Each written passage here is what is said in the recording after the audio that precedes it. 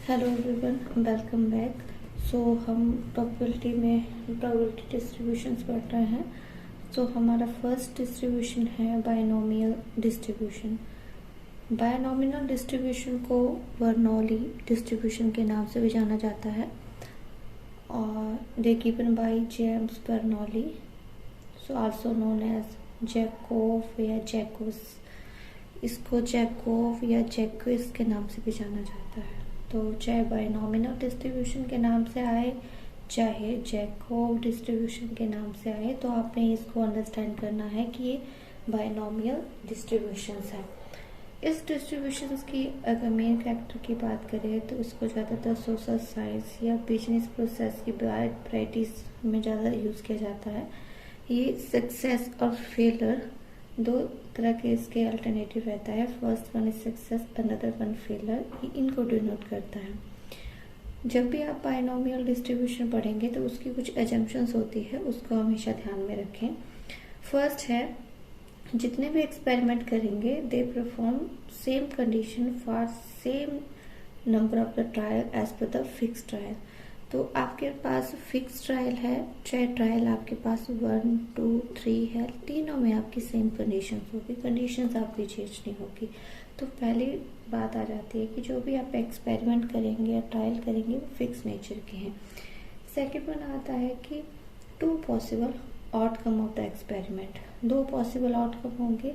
अब for example आपके पास coin है, कॉइन को आप टॉस कर रहे हैं, या तो हेड आएगा या तो टेल आएगा।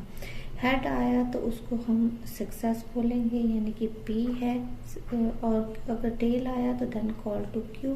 क्योंकि P और Q मैंने यहाँ पे क्या लिखा है, क्योंकि जो सक्सेस प्रोबेबिलिटी ऑफ सक्सेस क्या मानी जाएगी, स्मॉल p।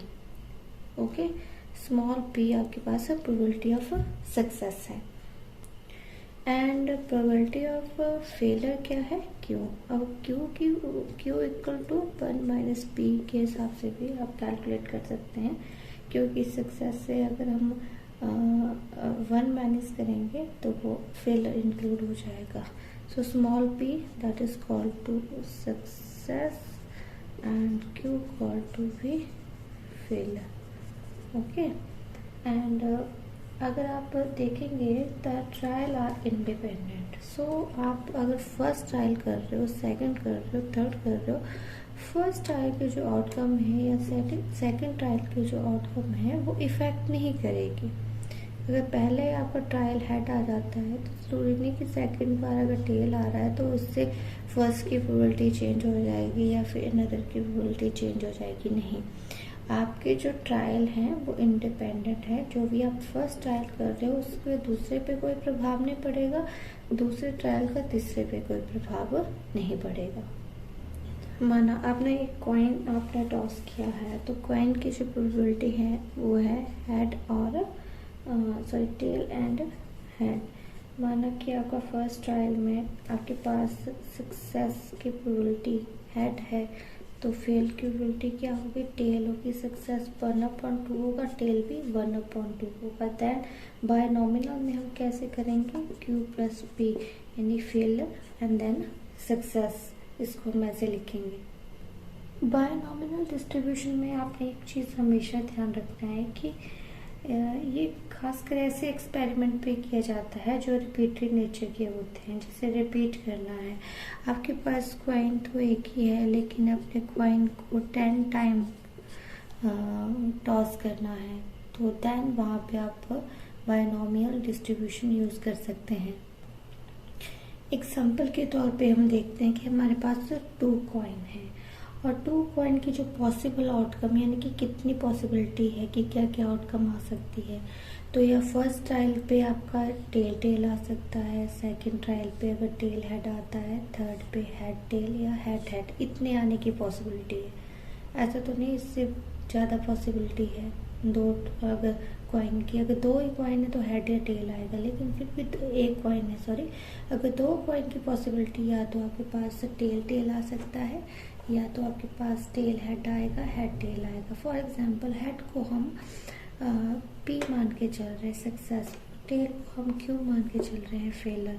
तो आपके पास यहाँ पे टेल की आपके पास क्या हो जाएगा, Q और आपके पास टेल और हेड कैसे लिखे जाएंगे, Q P head and tail, then P Q, और यहाँ पे क्या आ जाएगा, पी पी। क्लियर है? तो ये मैंने प्रोबेबिलिटी बताई आपको रिजल्ट की कि क्या हो सकती है।